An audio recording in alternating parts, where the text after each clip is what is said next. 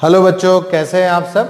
आज का हमारा टॉपिक है properties of diamagnetism substance, diamagnetic substance, paramagnetic substance and ferromagnetic substance. यानी यहां पर हम देखें तो हमें एक बात सीधे पता चल रही है कि क्लासिफिकेशन ऑफ सब्सटेंसेस में तीन मेजर क्लासिफिकेशंस हमें दिए हुए हैं। उनमें सबसे पहला है डायामैग्नेटिज्म या डायामैग्नेटिक सब्सटेंस जिसे हम कहते हैं, दूसरा है पैरामैग्नेटिक सब्सटेंस और तीसरा है फेरोमैग्नेटिक सब्सटेंस। तो इन सब्सटेंस को हम डिटेल में समझेंगे उनकी प्रॉपर्टीज के ऊपर से। तो आप देख सकते हैं यहां पर हमने टेबुलेशन बनाया है और इस टेबुलेशन के अंदर हम तीनों सब्सटेंस की प्रॉपर्टीज को स्टडी करेंगे और देखेंगे कि तीनों सब्सटेंस किस तरह से बिहेव करते हैं in different conditions. Like if we put that substance inside a magnetic field, inside non-uniform magnetic field, inside a uniform magnetic field, inside or in contact with some other substance, तो वो किस तरह से behave करता है, right. ये substance किस तरह से बिहेव करते हैं, राइट, उनको हम डिटेल में देखेंगे। चलिए शुरू करते हैं ये properties of dia, para and ferromagnetic substance. Okay, तो आप देख सकते हैं यहां पर टेबुलेशन हमने बना रखा है, राइट। यहां पर हम प्रॉपर्टीज लिख रहे हैं और यहां पर तीनों सब्सटेंस के प्रॉपर्टीज को स्टडी करेंगे। तो देखिए, पहली प्रॉपर्टी जो हम स्टडी कर रहे हैं वो है इफेक्ट ऑफ मैग्नेट्स। मतलब अगर हम किसी मैग्नेट को इन सब्सटेंस के पास ले जाएं तो ये सब्सटेंस किस तरह से बिहेव करेंगे। तो देखिए, आप देखेंगे कि अगर एक मैग्नेट को डायामैग्नेटिज्म मैग्नेटिक सब्सटेंस के पास ले जाएं तो डायामैग्नेटिक सब्सटेंस पे पास जाने पर क्या होगा, they are feebly repelled by magnet. तो फेबली रिपेल्ड बाय मैग्नेट यानी क्या होगा, वो मैग्नेट से बहुत हल्के तौर पर दूर भागेगा। देखिए, रिपेल्ड होगा हल्के तौर पर, इसलिए वर्ड क्या है, फेबली। ध्यान दीजिए, एकदम थोड़ा सा रिपेल्ड करेगा। यहां पर पैरामैग्नेटिक सब्सटेंस कैसे दिखाएगा, they are feebly attracted by magnet. यानी क्या होगा, ये रिपेल्ड हो रहा है, ये दूर भाग रहा है मैग्नेट से, जबकि पैरामैग्नेटिक सब्सटेंस क्या होगा, अट्रैक्ट होगा, लेकिन बहुत तेजी से अट्रैक्ट नहीं होगा, धीरे से अट्रैक्ट होगा।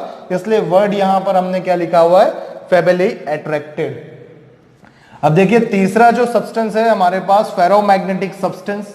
तो ये क्या करता है, ये this that they are strongly attracted by magnet. तो जब भी फेरोमैग्नेटिक सब्सटेंस को किसी मैग्नेट के पास हम ले जाते हैं तो बहुत तेजी से उससे अट्रैक्ट होता है। तो आप जानते हैं ऐसे कौन से सब्सटेंस है, यस, आयरन या कोबाल्ट या निकल, आप कुछ भी ले लो। तो ये सारे सब्सटेंस जो होते हैं वो क्या होते हैं, मैग्नेट की तरफ बहुत तेजी से अट्रैक्ट होते हैं। तो ऐसे सब्सटेंस को हम क्या कहेंगे, फेरोमैग्नेटिक सब्सटेंस कहेंगे, जो हमें इसकी प्रॉपर्टी बताता है। चलिए देखते हैं दूसरी प्रॉपर्टी जो बहुत इंपॉर्टेंट अगेन प्रॉपर्टी है, इन एक्सटर्नल मैग्नेटिक फील्ड। देखिए, अगर किसी इनमें से किसी सब्सटेंस को एक्सटर्नल मैग्नेटिक फील्ड में रखें तो क्या होगा। तो यहां पर देखिए, acquire feebly magnetisation in the opposite direction of the magnetising field. Clear, यानी क्या बोल रहा है कि यहां पर मैग्नेटाइजेशन होगा, पर वो मैग्नेटाइजेशन यानी कि इसके इस सब्सटेंस के अंदर, डायामैग्नेटिक सब्सटेंस के अंदर मैग्नेटिज्म प्रोड्यूस होने लगेगा, उसे हम कह रहे हैं मैग्नेटाइजेशन, राइट। मैग्नेटिज्म प्रोड्यूस होगा, लेकिन वो कौन सी डायरेक्शन में होगा, it is opposite in direction to the magnetising field. अब देखिए बच्चों, ये जो फील्ड लाइंस रेड लाइन में हम दिखा रहे हैं इसे कहते हैं मैग्नेटाइजिंग फील्ड। क्या कहेंगे, मैग्नेटाइजिंग फील्ड।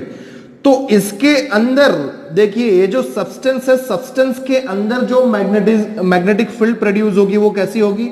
देखिए, magnetic field lines are always from north to south, लेकिन इनसाइड सब्सटेंस क्या होगा, it is from south to north होगा। इस वजह से क्या होगा, यहां पर हम क्या कर रहे हैं, that the magnetisation which is produced inside this diamagnetic substance is in opposite direction to the magnetising field, right. तो इसे मैग्नेटाइजिंग फील्ड कहेंगे।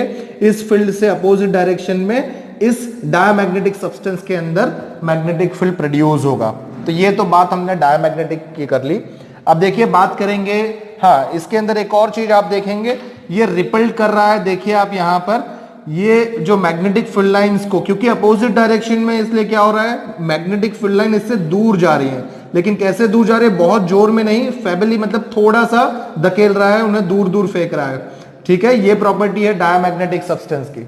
जबकि यहां पर आप देखेंगे पैरामैग्नेटिक में acquire feebly magnetisation, in the direction of magnetising field, मतलब थोड़े सा मैग्नेटाइजेशन होता है in the direction of, in the direction यानी आप देखेंगे again magnetic field line north to south होगा, लेकिन सब्सटेंस के अंदर कैसा होगा, it is from south to north. South to north होने की वजह से इस पैरामैग्नेटिक सब्सटेंस के अंदर जो मैग्नेटिक फील्ड प्रोड्यूस होगा वो एक्सटर्नल मैग्नेटिक फील्ड की डायरेक्शन में होगा। इस वजह से क्या हो रहा है, देखिए आप यहां पर सारी जो फील्ड है वो थोड़ी थोड़ी क्या हो रही है, अट्रैक्ट हो रही है, इसलिए फेबली अट्रैक्ट कह रहे हैं हम। क्लियर, ये प्रॉपर्टी है पैरामैग्नेटिक सब्सटेंस की। चलिए अब देखिए तीसरा जो फेरोमैग्नेटिक सब्सटेंस है, यहां पर भी क्या होगा, तो magnetic field inside the paramagnetic ferromagnetic substance is in the direction of external magnetic field होगा और ये स्ट्रांगली अट्रैक्ट करेगा एक्सटर्नल मैग्नेटिक फील्ड को। राइट, आप देख सकते हैं इट स्ट्रांगली मैग्नेटाइज हो रहा है।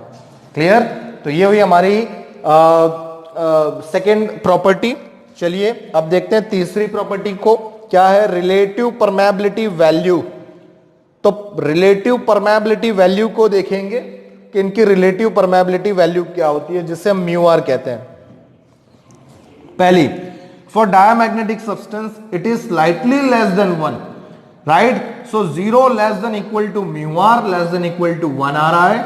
यहां पर देखिए slightly greater than 1, so 1 is less than mu r less than 1 plus epsilon, this is permittivity and this is relative permeability. Clear, चलिए of the order of thousands, यानी यहां पर देखेंगे फेरोमैग्नेटिक सब्सटेंस में तो हमें बहुत ज्यादा कंपेयरिंग ये दोनों जो है हमें यहां पर ससेप्टिबिलिटी कम मिल रही है, जबकि यहां पर हमें ससेप्टिबिलिटी बहुत ज्यादा ऑर्डर में देखने को मिल रही है, जिसका कि ऑर्डर आपको थाउजेंड्स में देखने को मिल रहा है। इसलिए हम क्या लिख रहे हैं, relative permeability is greater than 1000। Clear, चलिए अब देखते हैं दूसरी प्रॉपर्टी को।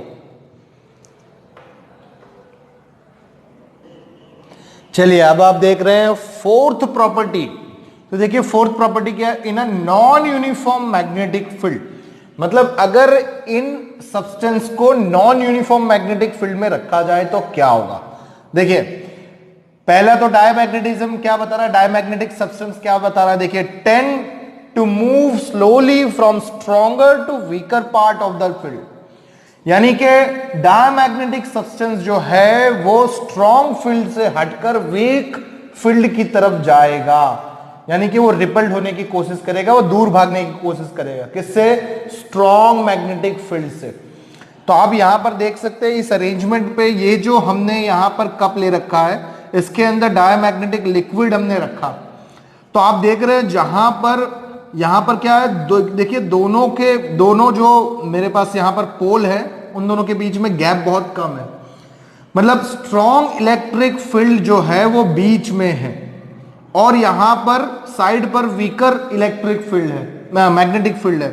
तो इस वजह से क्या हो रहा है, वीकर मैग्नेटिक फील्ड की तरफ ये दोनों लिक्विड हट गए और बीच में डेंट बना। क्लियर, जबकि यहां पर आप देखेंगे तो इन दोनों के बीच में गैप ज्यादा है।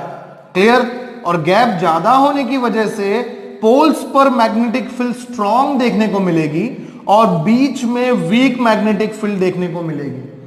क्योंकि यहां पर वीक मैग्नेटिक फील्ड बीच में है, इस वजह से सारा डायमैग्नेटिक लिक्विड जो है वो बीच में आ गया और यहां पर हमें डोम देखने को मिल रहा है, जबकि यहां पर डेंट। तो ये हुआ डायमैग्नेटिक सब्सटेंस की बात। इसी तरह पैरामैग्नेटिक सब्सटेंस को देखेंगे तो क्या होगा, tends to move slowly from weaker to stronger part of the field, यानी कि ये थोड़ा सा धीरे धीरे वीक फील्ड से हटकर स्ट्रॉन्ग फील्ड की तरफ खिंचता है। पैरामैग्नेटिक सब्सटेंस वीक फील्ड से हटकर स्ट्रॉन्ग फील्ड की तरफ हटता है, खिंचता है। इस वजह से आप देखेंगे यहां पर जो आप देख रहे हैं कि बीच में सबसे ज्यादा मैग्नेटिक फील्ड है, इसलिए यहां पर डोम बना है, और यहां पर देखिए बीच में वीक मैग्नेटिक फील्ड है लेकिन पोल्स पर ज्यादा स्ट्रॉन्ग मैग्नेटिक फील्ड है, इसलिए पोल्स पर हमें डोम दिख रहा है जबकि बीच में डेंट दिख रहा है। क्लियर, तो ये रीजन है पैरामैग्नेटिक सब्सटेंस के लिए वो बिहेव कैसे करता है, तो वीक मैग्नेटिक फील्ड से हटकर वो स्ट्रॉन्ग मैग्नेटिक फील्ड की तरफ धीरे धीरे जाता है, स्लोली जाता है। लेकिन फेरोमैग्नेटिक सब्सटेंस ऐसा नहीं करता, वो क्विकली मूव करता है। क्विकली मूव करेगा मतलब वीकर से स्ट्रॉन्ग फील्ड में जाने के लिए वो बिल्कुल भी समय नहीं लेता, तुरंत ही हाईली अट्रैक्ट होकर वो उसकी ओर चला जाता है। क्लियर? चलिए अब देखते हैं फिफ्थ प्रॉपर्टी। देखिए फिफ्थ प्रॉपर्टी क्या है, in a uniform magnetic field. देखिए अब हम क्या कर रहे हैं, पहले हमने नॉन यूनिफॉर्म मैग्नेटिक फील्ड लिया, अब हम ले रहे हैं in a uniform magnetic field. देखिए a freely suspended diamagnetic rod align itself perpendicular to the field. मतलब अगर किसी डायमैग्नेटिक सब्सटेंस को मैं फ्रीली सस्पेंड करूं बिटवीन टू बार मैग्नेट्स, तो आप क्या देख रहे हैं, देखिए इट अलाइन परपेंडिकुलर, दोनों के बीच में ये परपेंडिकुलरली रह जाएगा, राइट। तो फील्ड आप देखेंगे, ये फील्ड की डायरेक्शन जो है वो नॉर्थ टू साउथ ऐसे है, क्लियर, नॉर्थ टू साउथ, और उससे ये जो बार डायमैग्नेटिक सब्सटेंस होगा वो कैसे रह जाएगा, परपेंडिकुलर रह जाएगा, क्लियर। तो ये इस तरह से, ऐसा क्यों होता है, क्योंकि परपेंडिकुलर रीजन पर वीक मैग्नेटिक फील्ड होगा, राइट, और वो उससे रिपल करने की कोशिश करेगा, इस वजह से वो अपने आप को कैसे अलाइन करता है, perpendicular to the direction of external magnetic field. जबकि आप पैरामैग्नेटिक सब्सटेंस में देखेंगे तो आप freely suspended paramagnetic rod align itself parallel to field. तो यहां पर देखिए पैरेलल टू फील्ड है, देखिए direction of magnetic field north to south है, और इसी डायरेक्शन में ये जो पैरामैग्नेटिक सब्सटेंस है वो in the direction of magnetic field हो गया। क्यों? क्योंकि हमने यहां पर प्रॉपर्टी देखी है that it moves from weaker to stronger.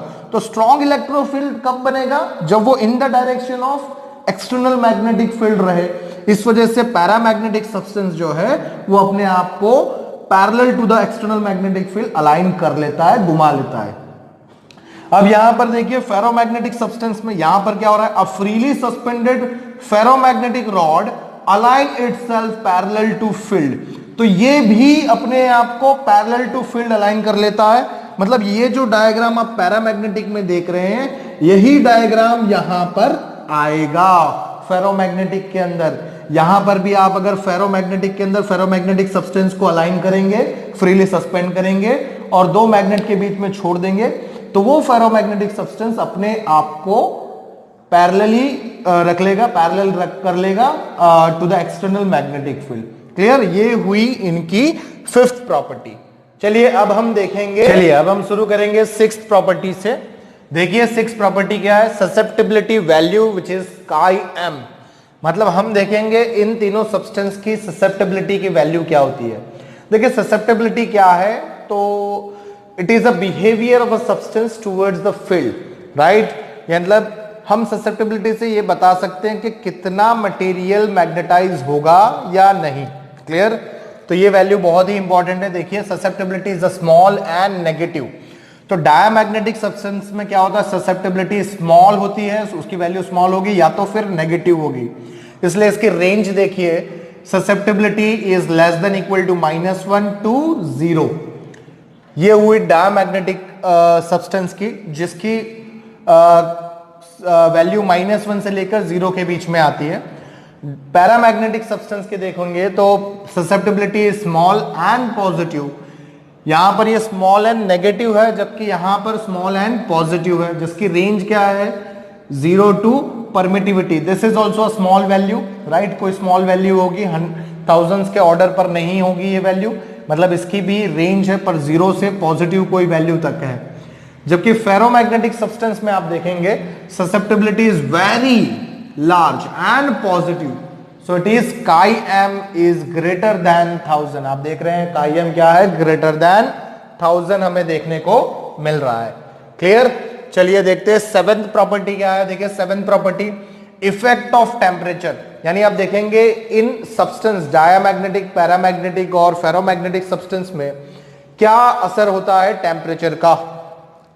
तो देखिए susceptibility is independent of temperature, यानी डायमैग्नेटिक सब्सटेंस में टेम्परेचर का कोई असर हमें देखने को नहीं मिलता है। बहुत ही इंपॉर्टेंट है ये, देखिए susceptibility is independent of temperature. यहां पर देखेंगे susceptibility varies inversely as temperature, यानी ससेप्टिबिलिटी जो है वो इनवर्सली प्रोपोर्शनल टू टेम्परेचर है। अगर हम टेम्परेचर की वैल्यू बढ़ाएंगे, टेम्परेचर को राइज करेंगे, तो पैरामैग्नेटिक सब्सटेंस की ससेप्टेबिलिटी घटने लगेगी, मतलब कि कोई पैरामैग्नेटिक सब्सटेंस डायामैग्नेटिक सब्सटेंस बनने लगेगा। क्लियर? चलिए इसी तरह यहां पर देखेंगे susceptibility decreases with temperature in a complex manner. यहां पर कुछ अलग ही इक्वेशन है जहां पर हम क्या देखने को मिल रहा है, susceptibility is inversely proportional to the temperature difference. This is the temperature minus Curie temperature. So here the given temperature must be greater than the Curie temperature. Clear? ये हमें दिया हुआ है यहां पर। चलिए अब बात करेंगे एट्थ प्रॉपर्टी की। देखिए एट्थ प्रॉपर्टी क्या है, रिमूवल ऑफ मैग्नेटाइजिंग फील्ड। मतलब आपने जो अभी डायग्राम देखे प्रॉपर्टी 1 2 3 4 में, उसमें हम क्या कर रहे थे, डायामैग्नेटिक सब्सटेंस को या पैरामैग्नेटिक सब्सटेंस को या फेरोमैग्नेटिक सब्सटेंस को किसी एक्सटर्नल फील्ड में रखते थे। तो जो एक्सटर्नल फील्ड है उसे कहेंगे मैग्नेटाइजिंग फील्ड। क्लियर? यानी सीधे तौर पर हम कहें कि अगर किसी डायामैग्नेटिक सब्सटेंस को मैग्नेटिक फील्ड में रखा और रखने के बाद हम निकाल लें, तब उसका बिहेवियर क्या होगा, क्या वो मैग्नेट के जैसे बिहेव करेगा या तुरंत उसका मैग्नेटाइजेशन जो है वो जीरो हो जाएगा। तो वही चीज हम यहां पर देख रहे हैं। देखिए रिमूवल ऑफ मैग्नेटाइजिंग फील्ड यानी एक्सटर्नल फील्ड, क्या हो रहा है, magnetisation last as long as the magnetising field is applied. मतलब जब तक हमने मैग्नेट में रखा हुआ है डायमैग्नेटिक सब्सटेंस को, तब तक ही वो मैग्नेटाइज रहेगा, तब तक ही उसके अंदर opposite direction of magnetic field देखने को मिलेगी। लेकिन जैसे ही हम ये मैग्नेट को निकाल लेंगे या एक्सटर्नल फील्ड हटा देंगे, तब कोई मैग्नेटाइजेशन डायमैग्नेटिक सब्सटेंस के अंदर नहीं रहता। क्लियर? ओके, यहां पर देखिए as soon as the magnetising field is remove magnetisation is lost. तो यहां पर जैसे ही मैग्नेटाइजिंग फील्ड दोनों में हटा देंगे तो दोनों सब्सटेंस अपने ओरिजिनल प्रॉपर्टी में आ जाएंगे, मतलब कि डायमैग्नेटिक की तरह बिहेव करेंगे, सिंपल सब्सटेंस के जैसे बिहेव करेंगे, वो मैग्नेट के जैसे बिहेव नहीं करेंगे। जबकि यहां पर देखिए magnetisation is retained even after the magnetising field is removed. मतलब कि मैग्नेटाइजिंग फील्ड निकाल देने के बाद भी वो सब्सटेंस एक मैग्नेट के जैसे अब बिहेव करने लगता है। कोई फेरोमैग्नेटिक सब्सटेंस किसके जैसे बिहेव करेगा, मैग्नेट के जैसे बिहेव करने लगता है, क्योंकि उसके अंदर मैग्नेटाइजेशन रह जाता है, रिटेन रहता है। क्लियर? चलिए बात करते हैं एग्जाम्पल्स के। तो लास्ट में एग्जाम्पल हम देख रहे हैं, तो यहां पर एग्जाम्पल आप देख सकते हैं डायमैग्नेटिक के। तो BiCu bismuth copper lead Si N2 at H2P and H2O NaCl। तो यहां पर आपको ये फॉर्म देखने को मिल रहा है। सॉलिड लिक्विड किसी भी फॉर्म में आ सकता है, ये गैसेस फॉर्म में भी है। क्लियर? यहां पर देखिए एल्यूमिनियम, सोडियम, कैल्शियम या आप O2 Cu Cl2, ये सारे इसके एग्जाम्पल हैं पैरामैग्नेटिक सब्सटेंस के। जबकि यहां पर फेरोमैग्नेटिक सब्सटेंस में Fe, जैसे मैंने कहा था, आयन, निकल, कोबाल्ट, तो ऐसे सारे एग्जाम्पल हमें देखने को मिल रहे हैं, Gd, Fe2O3 and alnico. Right? तो ये सारे एग्जाम्पल जो हैं ये फेरोमैग्नेटिक सब्सटेंस के हैं। क्लियर? तो यहां पर हमारी प्रॉपर्टीज ऑफ सब्सटेंस जो है डायमैग्नेटिक सब्सटेंस, पैरामैग्नेटिक सब्सटेंस और फेरोमैग्नेटिक सब्सटेंस कंप्लीट होते हैं। क्लियर? चलिए, थैंक यू।